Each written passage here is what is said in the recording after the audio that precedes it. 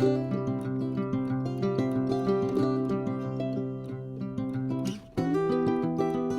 guys, welcome back to Say Mojo Homestead.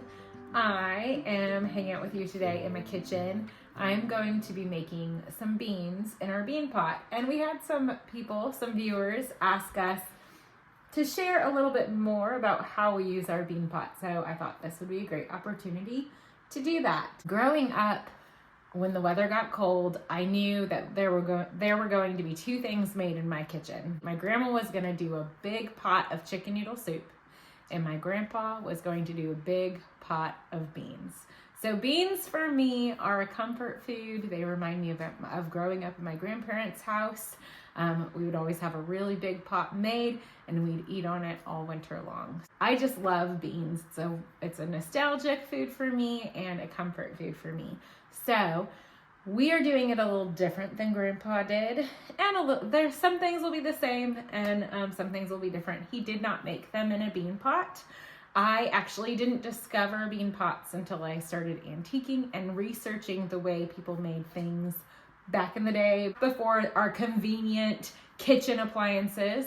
So a bean pot would be your original slow cooker. It cooks in the oven at a low temperature, a relatively low temperature for a long time. To use a bean pot, you're going to set your temperature to 300 degrees in your oven, and you're going to let it sit in your oven for 4 hours. If you're doing something like meat, you want to check on it every hour and make sure there's moisture in there, and maybe baste your meat. So let's get started. When growing up, my grandpa was very, very simple in his seasonings. The three ingredients he would always use, other than salt and pepper, is garlic, onion, and a ham hock. And so that's what we're doing today. I have some onion. I'm going to grab some garlic. I have a ham hock. And that, other than salt and pepper, that's all we're putting in our beans today. So I'm not really particular about how I chop these onions, only because it's to flavor, not necessarily, we don't really have to eat it. So, but I just really want the flavor in it. Another different thing I am doing is, instead of water, we have a lot of broth, just from our turkeys. So I'm going to put broth in here instead of water. If you don't want to do this in a way that's nostalgic, you could saute your onions and garlic beforehand. I want this to kind of be like Grandpa, so I'm not going to do that, but definitely feel free to do that if you would like. Oven's preheated. I'm sorry, my eyes are starting to water. So we were hanging out with some friends, and it was like we were all talking about who was going to chop the onions for our dinner that night, because literally all of us start crying. Oh gosh, I get my eyes burning. I intentionally did not put mascara on for this because I knew that was going to happen. It's funny, my eyes never were irritated by onions. I cannot talk while I'm doing that. Hold on. But I have to like take it off. Okay. My eyes would never water when cutting up onions until I got pregnant with Josiah.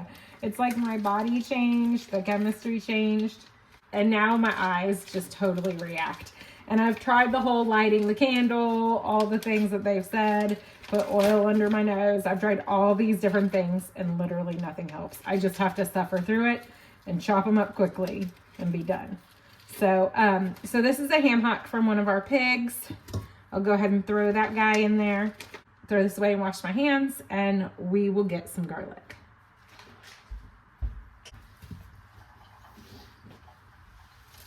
So I love garlic. Confession, small confession. I love garlic. So I get elephant garlic when I can, because then I only have to use one clove and not a bunch of little cloves. So fun fact, elephant garlic really isn't garlic. It's in the lily family, but you can certainly use it as garlic. We do. It smells good. And this one is very juicy. This is going to be great in there. So I've got some garlic, onions, the ham hock, do some pepper. And we will most likely add a little bit more salt and pepper afterwards, but just to get it going. And then I'll put in my beans and my broth.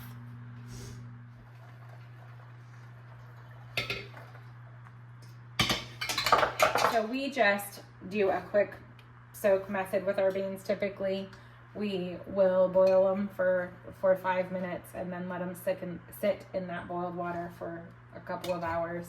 And it gets them soft enough to be in the oven for a significant amount of time. My grandpa would always put them on first thing in the morning before he went to work, and they would cook all day long. And ideally, that's what we would do. But I wasn't that prepared today. With beans, you want to make sure there are a couple inches of liquid above the beans, but with the bean pot, you can open it up and add more liquid if you need to. So just watch your liquid level. This is not coming out. Look how thick that is. Wow. Okay. I'm not above the beans here in my liquid, so I'm gonna just fill this jar with some water. I'm gonna put some more liquid in there and just make sure there is a good inch and a half above the beans. That's probably good. Now our oven is preheated. I just want to make sure this isn't really cold so it doesn't crack in the oven. And then another trick I found for using this pottery in the oven is instead of putting it directly on the rack, if you put it on a cookie sheet, it'll also protect that bottom. I used black beans today. You can use any kind of beans. Growing up, my grandfather swore by red beans. And so that is what I would typically do, but black beans do that quick boil, that quick soak method. They soften a lot faster with it. So that's what I went with for today. I put it in at a 300-degree oven, and it needs to cook for a minimum of 4 hours. If you are confident in your liquid levels, you're using a recipe you've used before, this would be a great meal to put in before you go to work, leave in your oven, let it cook low and slow all day long, and then come home to a dinner that is ready for you and your family. If you have any questions, or if you are interested in using a bean pot for something like meat, put that in the comments below and we can answer any other questions you have.